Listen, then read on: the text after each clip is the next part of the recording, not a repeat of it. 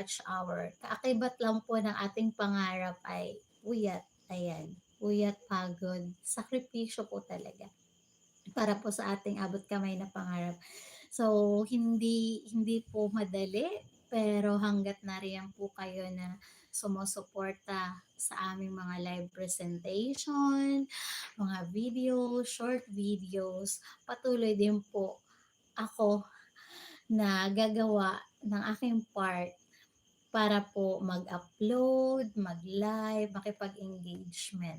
Dahil ayoko po masayang yung effort nyo po na pagtulong sa akin, um, para maabot ko yung pangarap ko tapos ako chill-chill lang, ganyan. Kaya gusto ko pong ipakita sa inyo na ginagawa ko rin po yung part ko para worth it naman po yung pagtulong niyo po sa akin na i-play yung mga videos namin, mag-rewatch, gano'n. Kaya ayun, eh lagi ko pong iniisip na kung kayo nga hindi kayo sumuko na tulungan ako, so ako din tutulungan ko rin yung sarili ko, hindi rin ako susuko, gano'n. Kasi ngayon pa ba ako susuko kung kailan malapit na, napagtiyagaan ko nga yoong ano, 3K watch hour.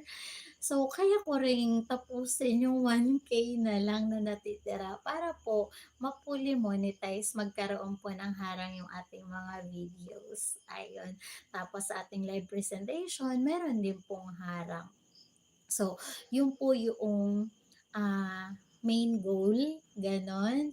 At isa pa po, malaking tulong po yung magiging earnings, ayun, magiging earnings kapagka na-monetize po ako dito sa YouTube. So, yung pangarap ko para sa mga anak ko, gano'n, sa pamilya namin matutupad. Kasi meron akong source of income, gano'n.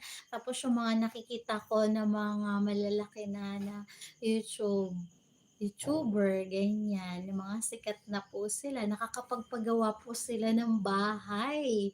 No, kaya ayun po yung nagmo-motivate sa akin na magpatuloy. Kasi sila nakakapagpundar po sila galing po sa kinikita nila dito sa YouTube. So, hindi naman po sila nanghihingi kasi pinagtatrabahuan po nila yon.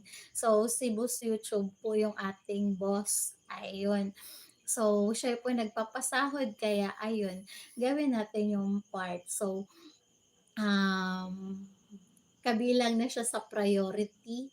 Ayun, kabilang na siya sa priority yung laging pagla-live araw-araw. So, 'pag ako na-monetize, mababawasan na po yung haba ng aking, live presentation. So, kung ngayon, pinapaabot ko siya ng 12 hours, 'pag na-monetize na ako, hindi na daw yung puwede. Dapat ano lang, ang pinakamahaba daw ay 8 hours na lang. So, dahil hahanap-hanapin daw po siya ng ating, channel pagka po mahaba. So, ayun, puwede ko na rin siyang putol-putulin. Kasi sa sabi ni Ma'am Sky, Miss Sky, mas okay yung chop-chopin yung live. So, pagka na-monetize ako, gagawin ko yun. Mahilig ako sa ano, sa mga bagong kaalaman, ayun. Kaya gumagala-gala din po ako para may matutunan din. So, hindi naman po lahat ng mga sinasabi ng mga kapwa natin YouTuber ay gagana din po sa channel natin, gano'n. Pero as long as nagpapayo po sila, pakinggan din po natin, ayun. Kasi yung pagpapayo po nila ay sign of love, ayan. Bahagi po 'yun ng pagmamahal nila, pagmamalasakit, kaya po tayo pinagpapayuhan. So, ayun, nasa atin po 'yun kung isasabuhay po natin yung mga sinabi po nila or hindi. Kasi at the end of the day, tayo pa rin yung mamimili, choice pa rin natin kung ano ang gusto natin.